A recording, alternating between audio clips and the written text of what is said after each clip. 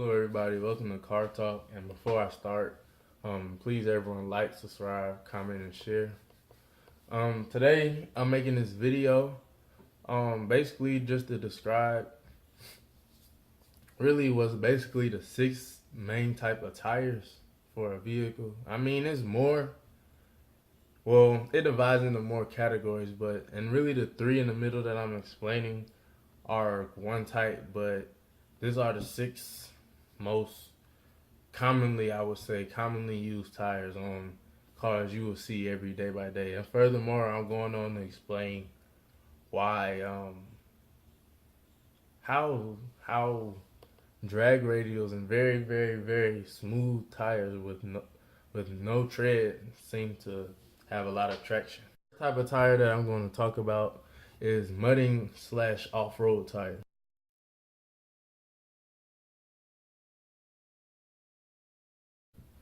Now, granted, you can break this down into more categories of saying mudding is different, but off-roading tires are different. But I'm just going to keep it simple and say mudding / off-road.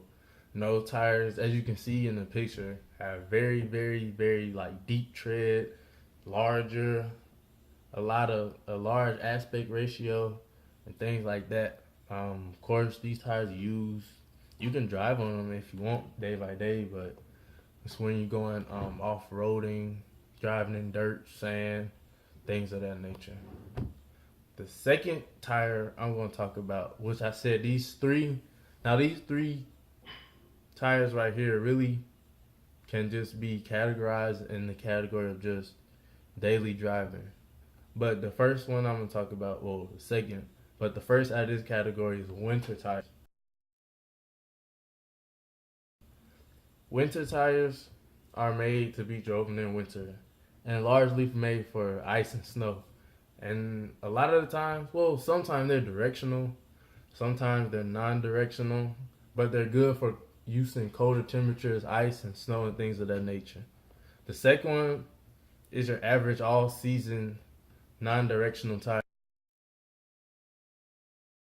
This tire is used to be driven almost any weather, not any extreme, but rain, snow, dry, puddles, just everyday driving, keep you comfortable, not be extreme, have extreme wear, and just be good tires. And the third one that I'm going to show you is summer tires. Now, summer tires are the complete opposite of winter tires. Summer tires usually are for more performance vehicles. If your car has more horsepower, they're usually directional, and they're usually better to use in higher temperatures. So, like I said, it's the complete opposite. Winter tires made to be used in winter conditions, cold temperatures. Summer tires, on the other hand, made to be used in hot conditions, warm conditions. So I say that to say,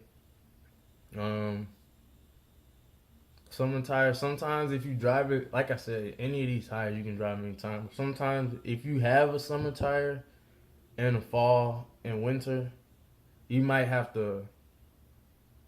not, average just somebody driving may not realize, but at first, before those tires get to their premium optimal efficiency and best performing temperature, you have to drive for a little while, maybe a couple miles before the friction occurs on the road and they get warmer and the traction will be better. And then those are the 3 in the middle. The next tire that I'm going to explain is race tires.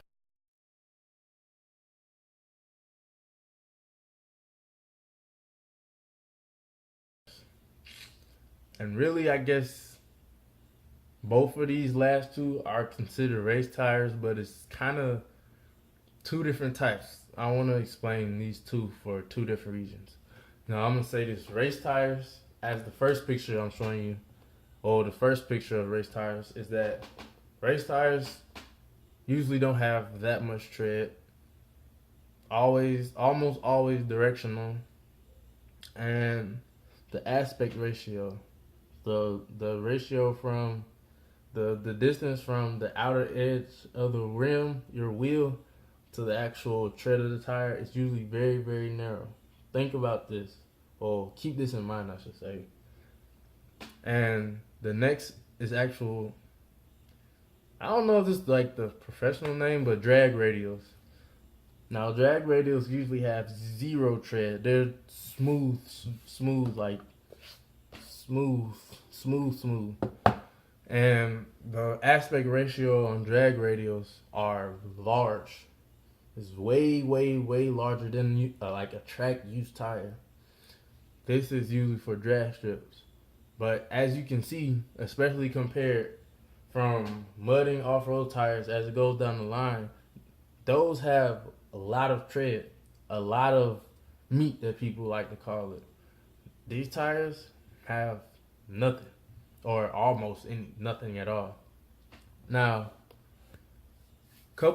like a year or two ago, I used to think, I watch like NASCAR and things like that and think, how can a tire with no, and also my dad used to say this as well, how tires with no tread, nothing really, how can it get so much traction? How can this tire last? Or how could it perform so well? I started to look it up, do research, and I was just thinking, that's so weird to me still, like that a tire with no tread or basically nothing could get so much performance out of it. Now, as I said before, you can see each one of these tires that I named and I showed you guys has different amounts of tread. The actual rubber that meets the road, the tread is deeper usually. Deeper, shaped different ways it's made, all kind of things like that. So, like I'm about to show you now,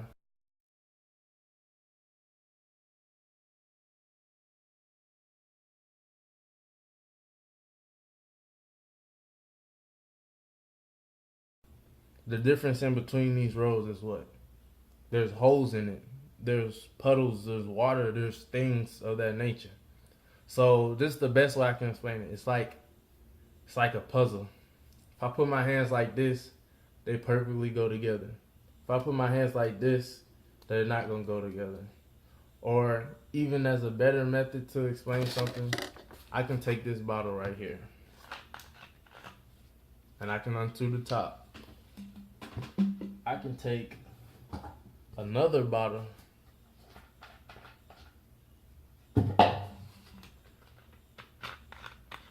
I can take the top on it.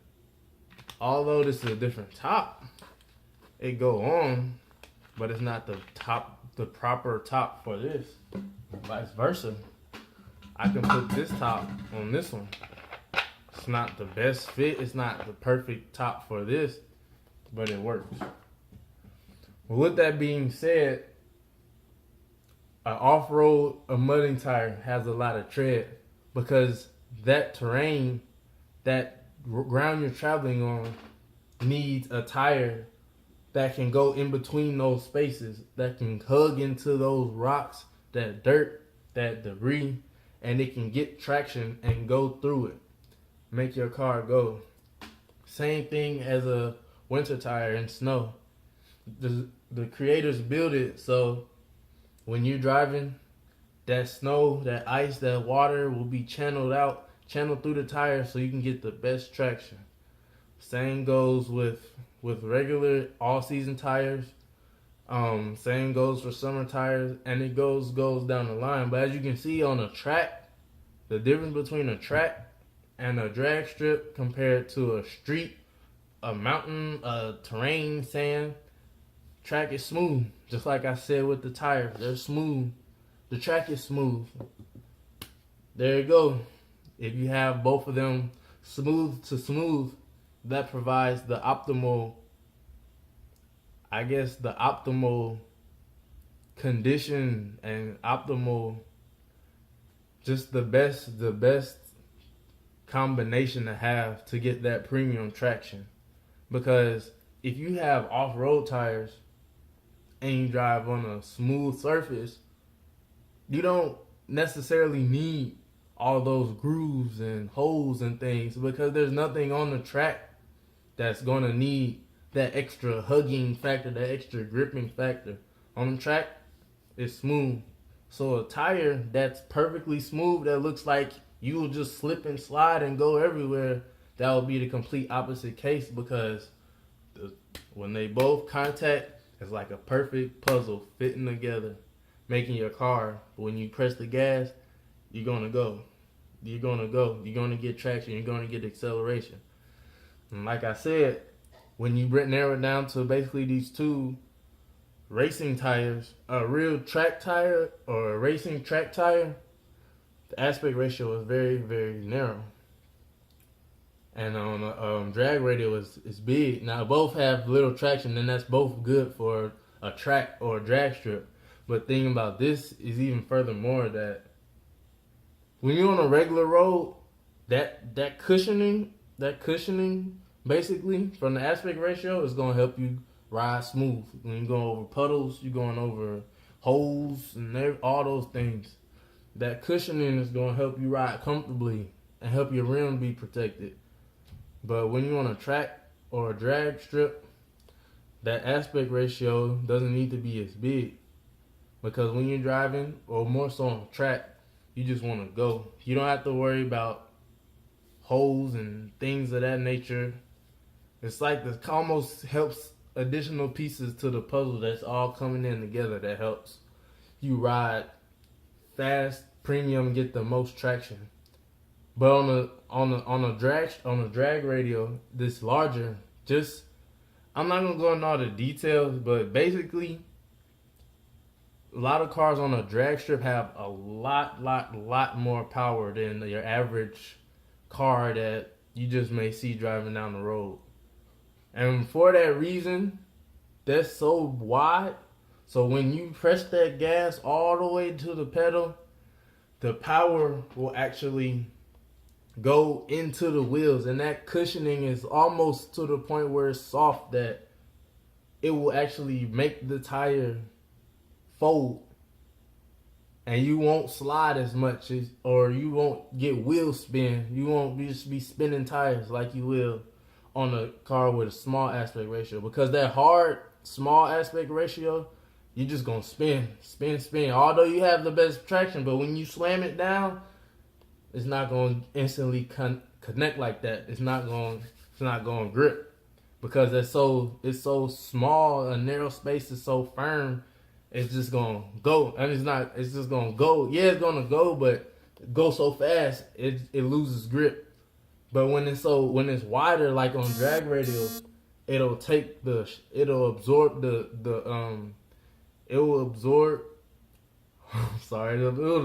the force, make the tire, the aspect ratio right there, the tire will turn. It'll actually turn if you look at it. So I'll put a picture